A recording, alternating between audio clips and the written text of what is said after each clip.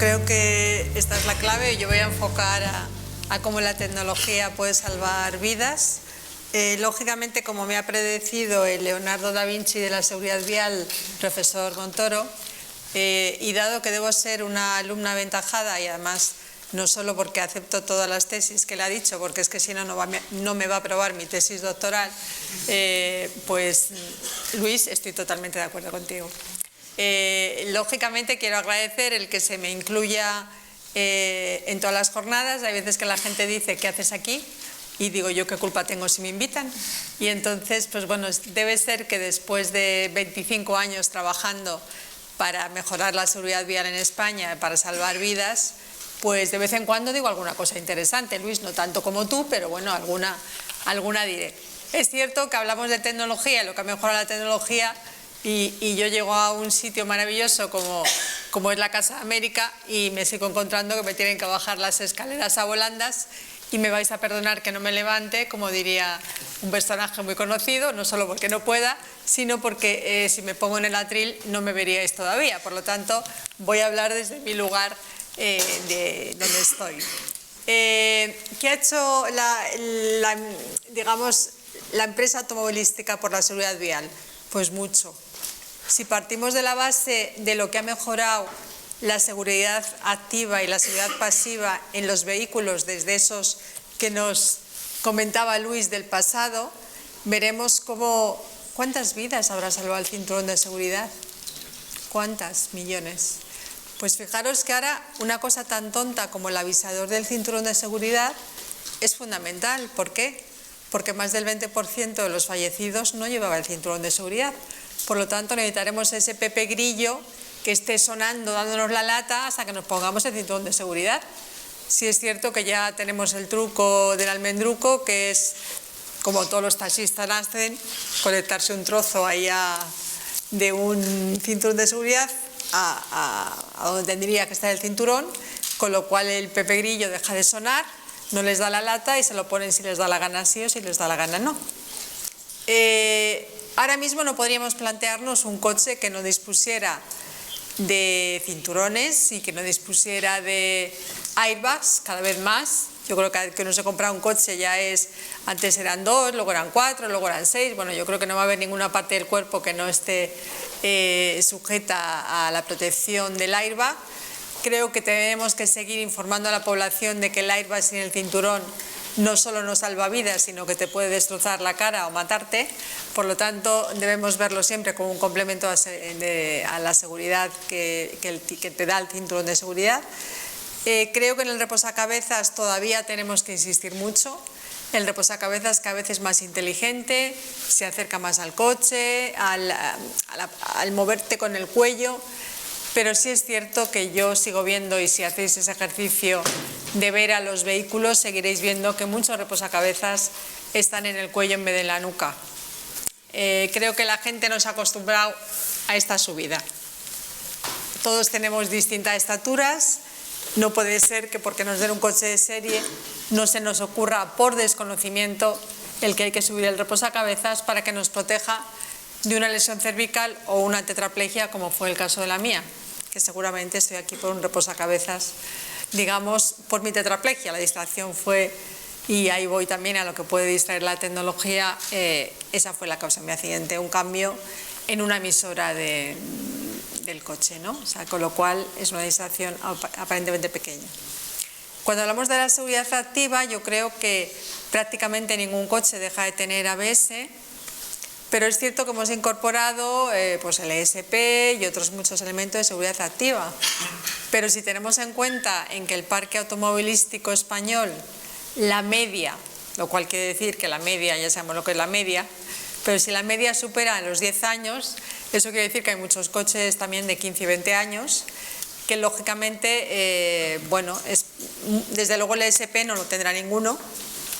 Y por tanto esa seguridad activa que existe, que es posible, pues hoy por hoy hay muchos coches que no lo tienen. Por eso creo que es importante que continúen los plan prever, los plan como queráis llamarlo, para que sea obligatorio dentro de ese coche que pueda estar con alguna parte subvencionado, a que tengan esos elementos de seguridad activa que pueden mejorar o pueden evitar que haya un accidente, que es lo que yo creo que hace la seguridad activa, o que las consecuencias del accidente ante un error humano, que va a estar ahí, porque todos somos personas, se puedan aminorar las consecuencias.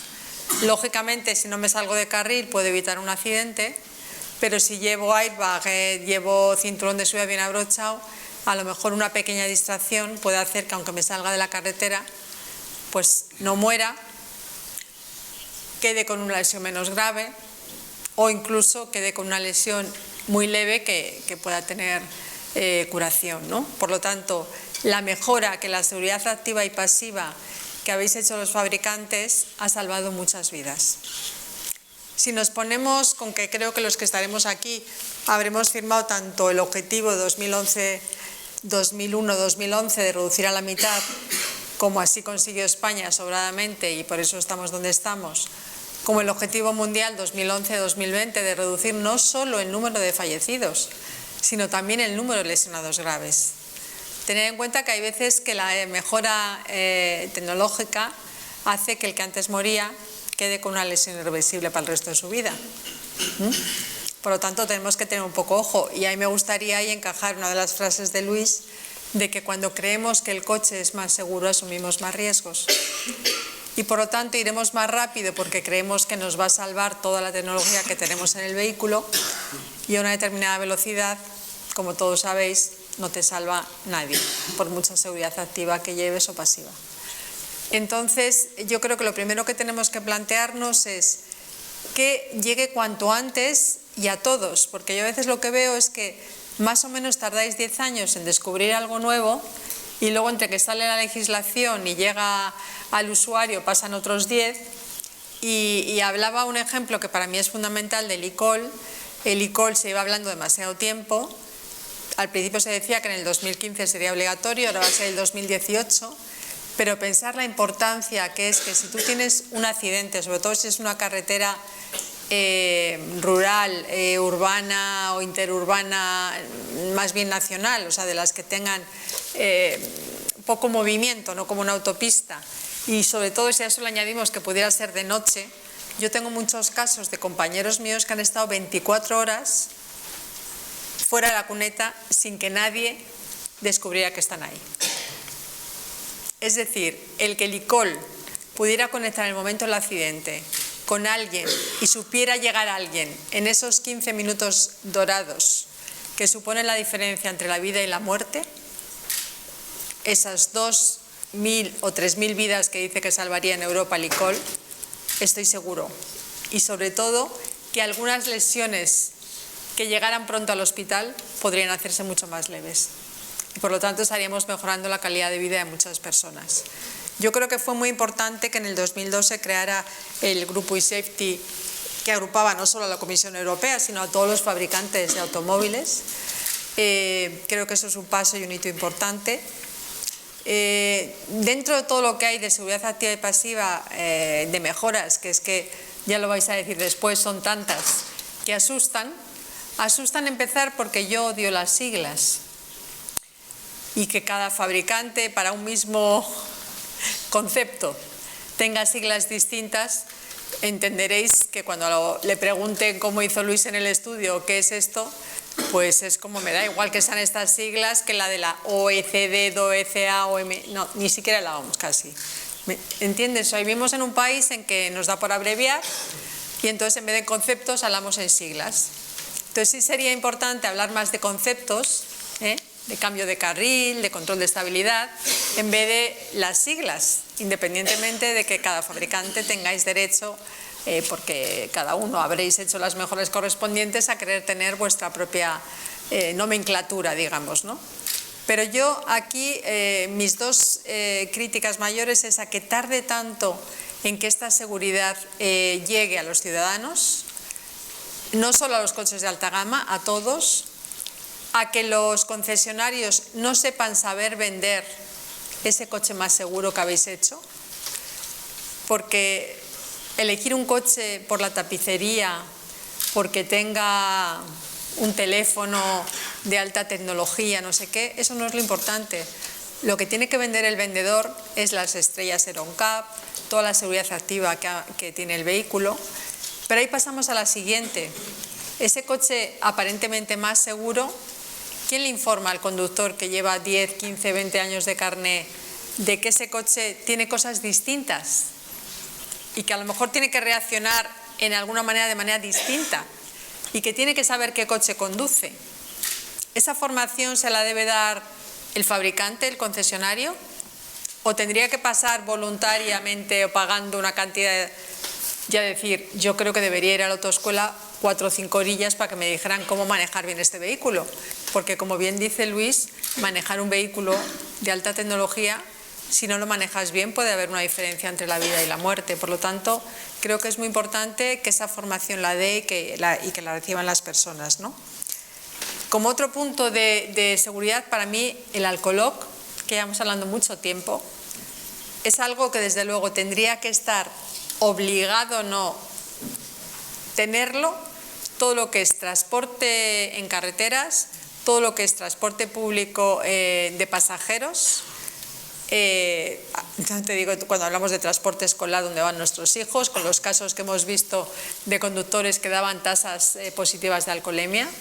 Y sobre todo en esos conductores reincidentes en el alcohol, que bien puede haber un problema de alcoholismo que tendremos que resolver, que no puede ir por la gama de los cursos a lo mejor de reeducación al uso, sino que tendremos que centrarnos en esas personas que tienen un problema con el alcohol. Pero creo que el alcoloc sería algo obligatorio para esas personas que tienen ese problema, para que no les dejaran arrancar un vehículo cuando esa persona al soplar, al entrar en el coche, se ve que es positivo, ¿no? Para mí otros elementos que creo que son buenos y bueno, me ha hecho, porque yo no lo sabía, Luis, la importancia de que esté de frente y no esté a la derecha. El hecho de todos los avisadores que hay, pues de a qué velocidad está la vía, que lo leen, si tenemos la distancia de seguridad con el coche anterior, que nos la dan, si tenemos o nos estamos saliendo de carril, si viene un peatón o un ciclista y no, frena por nosotros sin que nos dé tiempo porque nosotros de repente estamos distraídos y el coche frena. Creo que esos elementos de ayuda que te avisan también son importantes. Entonces, yo para finalizar quiero un poco como Luis, es decir, cuando hablamos de que una de las primeras distracciones o primeras causas de mortalidad o lesividad pueden ser las distracciones, la tecnología puede distraer en el vehículo.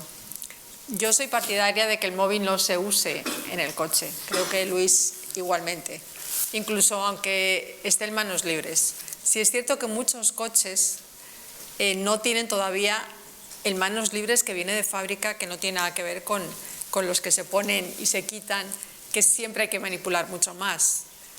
Pero tenéis que organizarlo porque a veces la persona no es lo suficientemente inteligente, ¿verdad, Luis?